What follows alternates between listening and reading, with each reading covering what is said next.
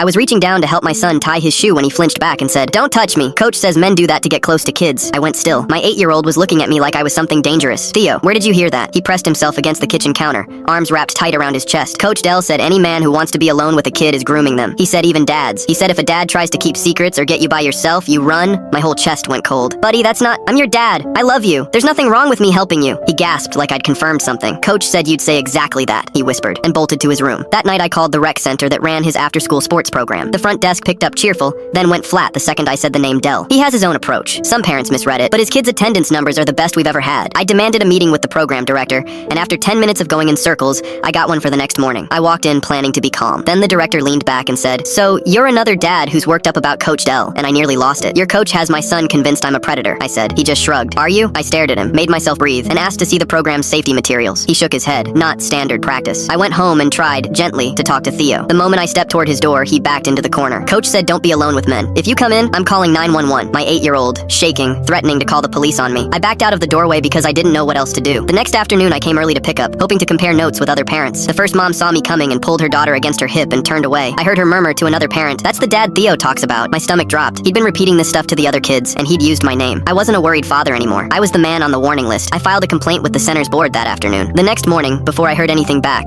2 people with lanyards and a clipboard were at my door. Child services. A report had been made. They needed to speak with Theo alone. I had no choice. I sat in my own living room for 40 minutes, while a stranger questioned my son in his bedroom. When the caseworker came out, she didn't look at me like a parent. "Your son says your hugs are bad. He says a coach told him fathers hurt children." I poured out everything. Dell, the director, the parents in the lot. She nodded the way people nod when they're just waiting for you to finish, and said the investigation was now open. I had one card left. I demanded a sit-down with Dell himself, with the board present. A week later, I walked into that conference room, ready to go to war. The director was there, a board member, and then Dell came in, and he wasn't what I'd built up in my head. Younger than I expected, soft-spoken, eyes down, hands knotted together like he was waiting to be hit. The board member cleared his throat. "Before anything else, you should understand some context." I muttered that it had better be good. He explained. Dell had grown up in a home where things had genuinely been done to him by a man when he was around Theo's age. He'd never gotten help for it. Years later, sitting through a basic safety course where an instructor cited a statistic about who most offenders are, he'd latched onto it as absolute, unbending truth because it matched the only thing he'd ever known. He'd been teaching it to kids ever since, certain he was the one adult finally protecting them. Dell looked up at me. "I wasn't trying to take your son from you," he said, voice cracking. "I thought I was keeping him from what happened to me, and I believed him. I could see it. He wasn't cruel. He was a wound that had never closed, passing itself on. I didn't drop my complaint to make it go away, and I didn't pretend it hadn't done real damage, but I told the board I didn't want him punished into the ground. I wanted him out of contact with kids until he got actual help, and I wanted them to bring in a real counselor to undo what he'd planted in those children." They agreed in writing. The hardest part came after. It took months, a family counselor, and a patient caseworker who eventually closed the case in my favor. But the night Theo finally walked across the kitchen on his own and leaned into me for a hug, no flinch, no fear. I held on and didn't let the tears land where he could see them.